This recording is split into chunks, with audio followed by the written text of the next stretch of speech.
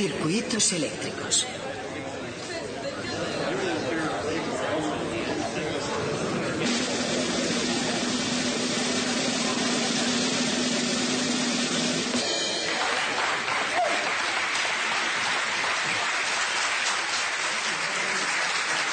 Creo que ya es hora de que esta clase tenga clase.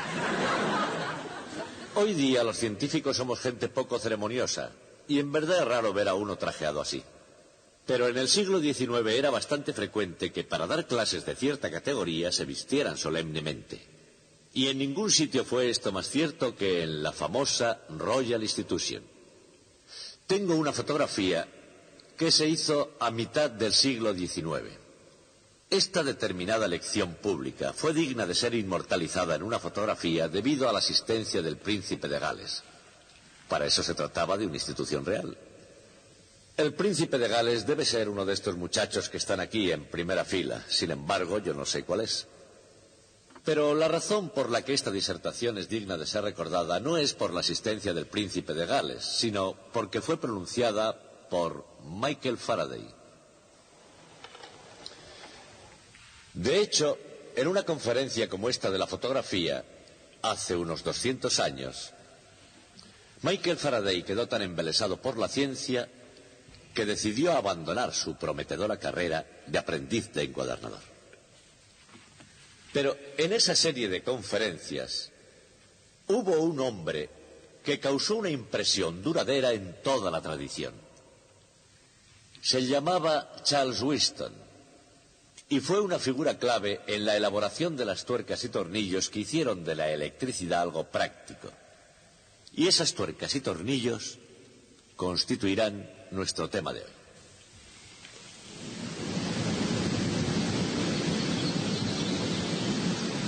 Las tuercas y tornillos que mantienen unida la compleja maquinaria del mundo moderno no son más importantes en la historia de la civilización que el simple fluir del agua.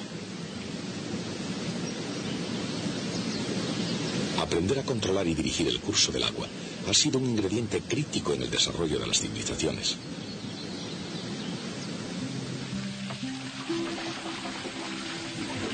No es una casualidad el que las primitivas civilizaciones florecieran a orillas de los grandes ríos, el Nilo, el Tigris, el Éufrates, los grandes circuitos de agua de la naturaleza.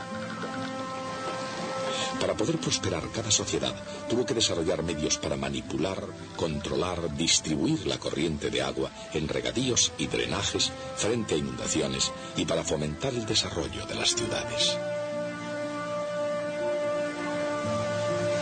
Y así como todos los caminos conducían a Roma, iba también una ingeniosa red de acueductos. El imperio sobrevivió tanto tiempo, en muy buena parte porque los acueductos traían agua fresca desde las montañas de Albanos. En aquellos tiempos, esos complejos circuitos de conducciones que distribuían el agua a los baños, edificios y fuentes de la ciudad eran asombrosamente sofisticados. Pero solo en el siglo pasado comenzó a desarrollarse otra tecnología de conducciones, la electricidad. Inventores tales como Thomas Edison encontraron la fórmula de manipular las corrientes eléctricas para iluminar las lámparas de las casas y llevar puntos y rayas a muy largas distancias a través de alambres.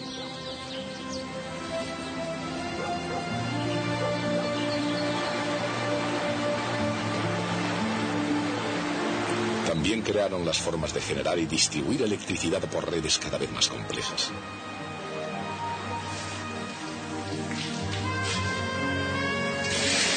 Pero desde los días en que la estación de iluminación de Edison era la primera planta de energía del mundo, los ingenieros han desarrollado formas mucho más sutiles de utilizar la corriente eléctrica. Hoy en día, un simple chip de ordenador contiene un circuito eléctrico tan complejo como el plano de calles de toda una ciudad. Y en principio, la propia existencia de una gran ciudad como Los Ángeles depende de muchos de esos circuitos. Los Ángeles, por supuesto, es más que una autopista, pero sin un milagro de la ingeniería no sería más que una aldea polvorienta entre el desierto y el profundo mar azul. Y ese milagro se llama el Metropolitan Water District. Al diseñar circuitos tanto hidráulicos como eléctricos, todo se reduce a controlar un flujo de las corrientes. Por el acueducto del río Colorado fluyen 163.000 metros cúbicos de agua por hora hacia el embalse de Los Ángeles. Por este hilo de cobre fluyen 1.3 amperios de corriente eléctrica. Así como el agua hace posible la vida, el flujo de electricidad hace posible la luz. ¿Cuánta luz depende de la intensidad de corriente que se mide en amperios? Un amperio es un culombio de carga eléctrica por segundo fluyendo por un circuito. Dicho con otras palabras, la intensidad I de corriente eléctrica es la variación de carga eléctrica Q por unidad de tiempo.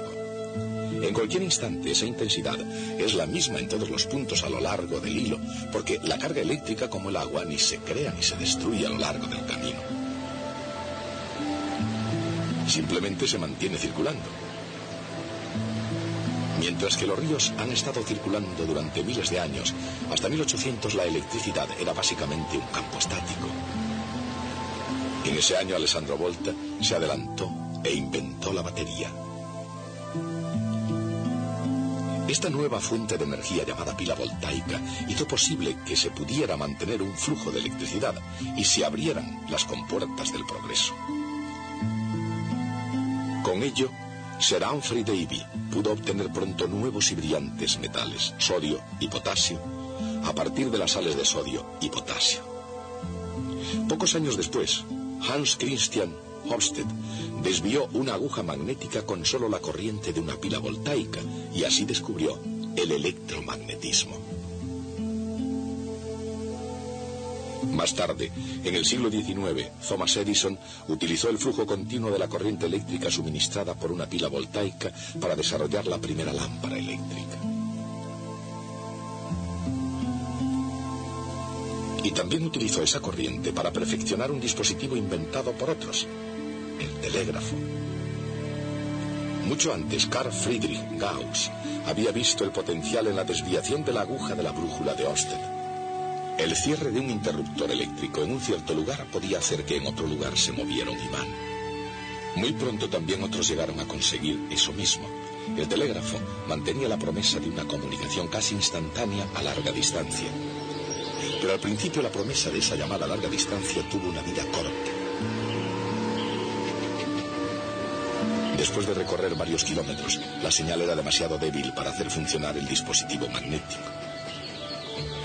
Charles Winston, fabricante de instrumentos musicales y estudiante de acústica, encontró la solución a este dilema en los casi ininteligibles escritos de un oscuro profesor alemán llamado George Simon Ohm.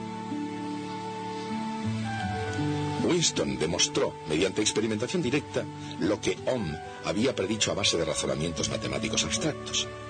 Se puede mantener la intensidad de la señal si se aumenta el voltaje en proporción a la distancia.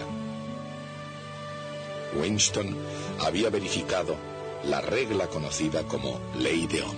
Para hacer fluir una corriente por un material conductor, se necesita una diferencia de potencial. Dicha diferencia de potencial es siempre proporcional a la intensidad de la corriente. La constante de proporcionalidad se llama resistencia. Esta ecuación se conoce como ley de Ohm. Un elemento de un circuito eléctrico con resistencia recibe el nombre de una resistencia. La ley de Ohm no es una ley fundamental de la naturaleza como la segunda ley de Newton o la ley de la conservación de la energía. No se cumple en todas las situaciones, pero es una regla de gran utilidad en la mayoría de las situaciones prácticas y ayudó a que el telégrafo se convirtiera en un invento realmente práctico. El telégrafo, perfeccionado por Thomas Edison y con el código ideado por Samuel Morse, amplió las fronteras americanas y no perdió el tren. Los hilos telegráficos iban paralelos a las vías del tren y la información que llevaban era de gran importancia para una tranquila circulación por todo el sistema ferroviario. Hubo alguna resistencia a la utilización de ambos inventos. La gente decía que la electricidad era peligrosa y algunos opinaban que a la velocidad que podían alcanzar los trenes el ser humano no sería capaz de respirar. Pero el progreso no se detuvo y con el tiempo los hilos y las vías conjuntamente representaron el mismo papel de vital importancia como antes lo habían hecho los grandes ríos, transportando personas, cargas e ideas. Y a través de millas y millas de alambre, el flujo de información sigue la utilización práctica de la ley de Ohm. Análogamente, reglas muy parecidas guían a los ingenieros en el diseño y la explotación de acueductos.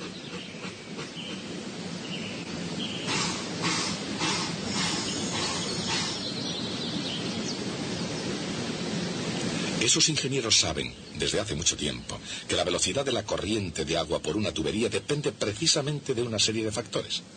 De la pendiente del terreno y de la presión aplicada, de la longitud y del diámetro de la tubería, y de la viscosidad y densidad del agua.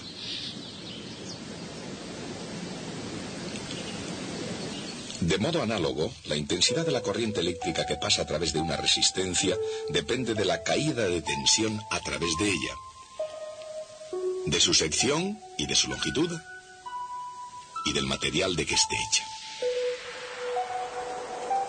La resistencia de una resistencia eléctrica es proporcional a su longitud. Inversamente proporcional a su sección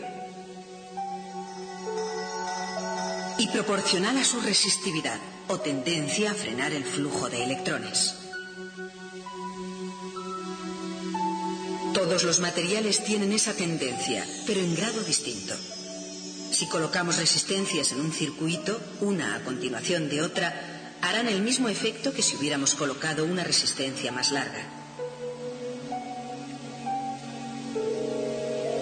Esta disposición se llama resistencias en serie.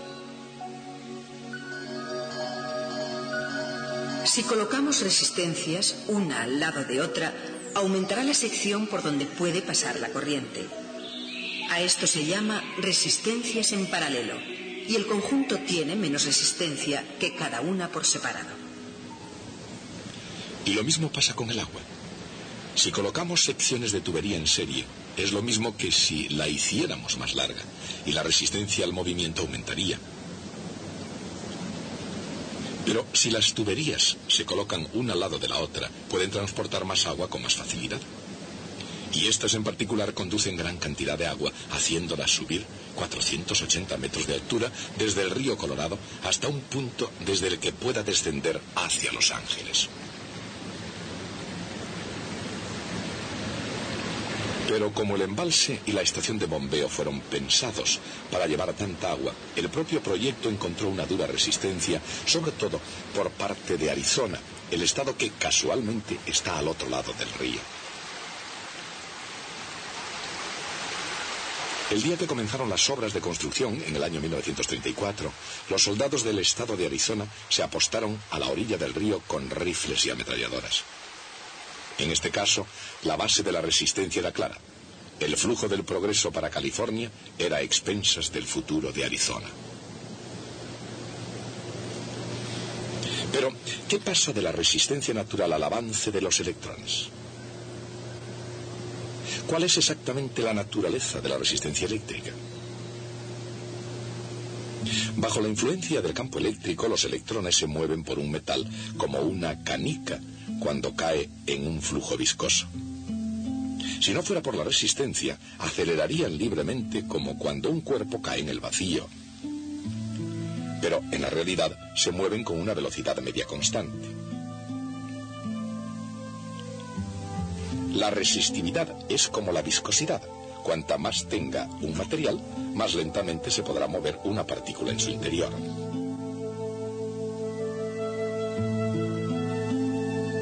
Pero, ¿qué es lo que ralentiza a los electrones? En otras palabras, ¿qué es lo que se opone al flujo de la electricidad en un conductor? En el interior de un metal, los electrones se mueven constantemente en todas direcciones. Aquí están representados algunos de ellos por unos puntos. Giran en órbita por todo el metal como si fuera una molécula gigante. Esta especie de flujo no encuentra ninguna resistencia. Tampoco crea una corriente neta que entre por un extremo y salga por otro.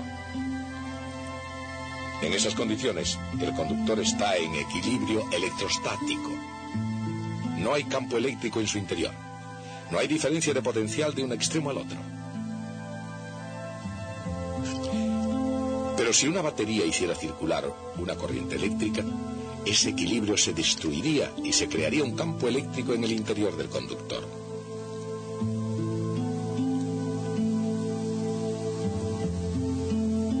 En el interior de un metal perfectamente cristalino, si se pudiera encontrar una muestra de él, los electrones móviles acelerarían continuamente como una moneda al caer en el vacío.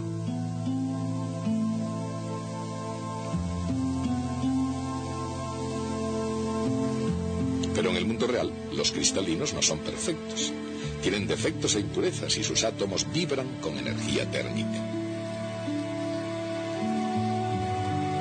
Los electrones acelerados por la fuerza del campo eléctrico rebotan contra cada impureza comportándose como una bola en una máquina de juego.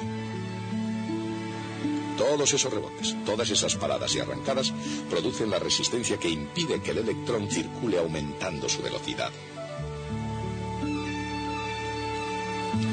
Por eso, los electrones se mueven a una velocidad media constante, creando una corriente constante bajo la influencia de una fuerza constante.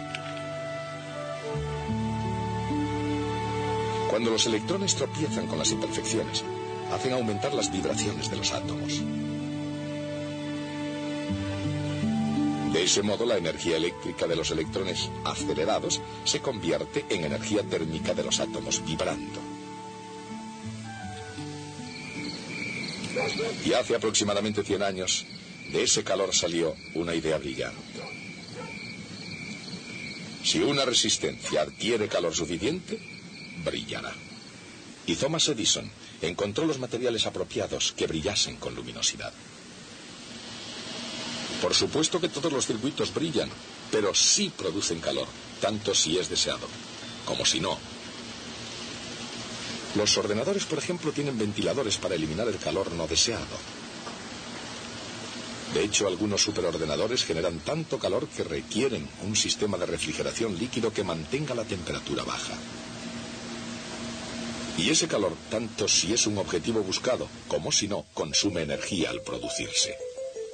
Cuando la corriente pasa por una resistencia, la energía convertida en calor es igual a la cantidad de carga que circula por la diferencia de potencial. La cantidad de calor por unidad de tiempo o potencia consumida es igual a la intensidad por la diferencia de potencial. Utilizando la ley de Ohm, la potencia se puede expresar también por I al cuadrado por R o V al cuadrado dividido por R. ¿Y cuál es el resultado? Bien, para comenzar se miden vatios. Un vatio es una medida de potencia igual a 1 amperio por 1 voltio. Si ahora multiplicamos ese vatio por 1000, tendremos 1 kilovatio. Y si lo multiplicamos de nuevo por 1000, tendremos 1 megavatio. En horas punta, el embalse de Parker genera 120 megavatios. Vatios y agua. La red eléctrica que aquí, en esta planta hidroeléctrica, adquiere una forma concreta. Así como el progreso se basa en las corrientes de agua y de electricidad, también demanda una gran cantidad de ambas. En esta sociedad americana, ávida de energía, cada persona consume aproximadamente 1 kilovatio de potencia eléctrica todo el tiempo, día tras día, a lo largo de todo el año.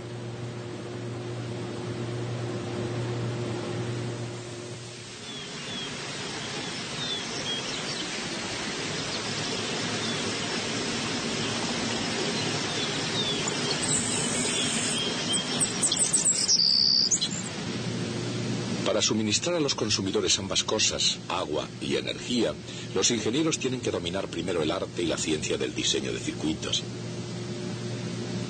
Los elementos comunes en los circuitos eléctricos elementales son los hilos y los interruptores, las baterías, las resistencias y los condensadores. Y aunque estos elementos se pueden combinar en redes de complejidad siempre creciente, siempre obedecen a unas mismas reglas sencillas llamadas leyes de Kirchhoff. Gustav Kirchhoff, físico alemán, era muy aficionado a las matemáticas. Aplicando la ley de Ohm y generalizándola completamente, dedujo dos leyes que expresan cada una de ellas una idea ya conocida. Una de esas ideas es la de la conservación de la carga.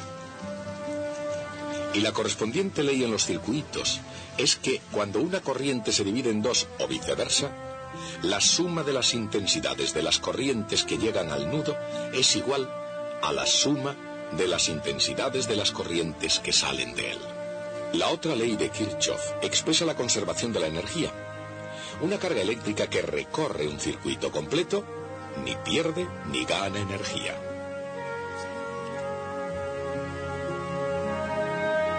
Consideremos una carga eléctrica en el espacio que no esté confinada a un circuito.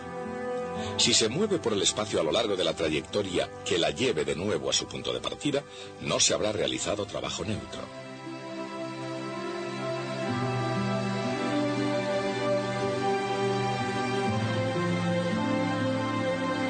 El potencial eléctrico o voltaje puede crecer o disminuir, pero siempre vuelve a su valor inicial. Y lo mismo sucede en el interior de un circuito. Obsérvese que una integral a lo largo de una curva cerrada tiene una notación especial. El signo de la integral tiene un círculo sobre él. Así, en el caso especial de un circuito eléctrico, todos los aumentos de potencial debidos a batería y condensadores cargados, y todas las caídas de tensión debidas al paso de la corriente por las resistencias, tienen como resultante neta cero. Utilizando solo esas dos leyes, los ingenieros analizan los circuitos más complejos. Como un simple ejemplo, pensemos en un condensador conectado a una resistencia y a una batería. Incluso cuando se va cargando el condensador, el aumento total de voltaje es igual a la caída total a lo largo del circuito. En un circuito eléctrico, un condensador almacena carga de la misma manera que un depósito almacena agua para un uso posterior. Y hace falta mucho tiempo para llenar o vaciar uno de ellos. ¿Cuánto tiempo? Naturalmente eso depende del volumen del depósito y de cuánta resistencia haya para que salga el agua. Cuanto más grande sea el depósito y mayor sea la resistencia, más tiempo se necesitará. Sucede exactamente lo mismo con la carga cuando se trata de descargar un condensador. Si se aplican las leyes de Kirchhoff, nos encontramos con que el tiempo es igual a la capacidad del condensador multiplicada por la resistencia. Naturalmente no hay planes de vaciar el lago Havasu de inmediato. Al mismo tiempo que se va vaciando de agua para saciar la sed de Los Ángeles, la nieve de lejanas montañas se va derritiendo y va alimentando al río Colorado, que a su vez vuelve a llenar el embalse, como si fuera parte de un ciclo global que conservara la humedad. De modo análogo, los circuitos eléctricos conservan la carga.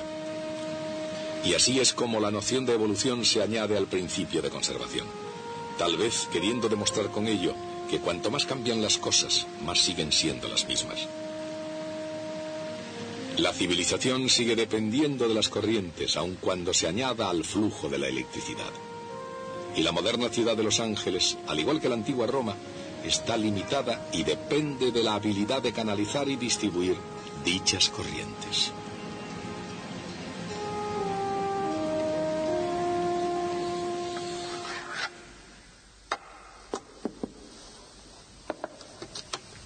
Hoy hemos estudiado las reglas que hacen que la electricidad sea algo práctico.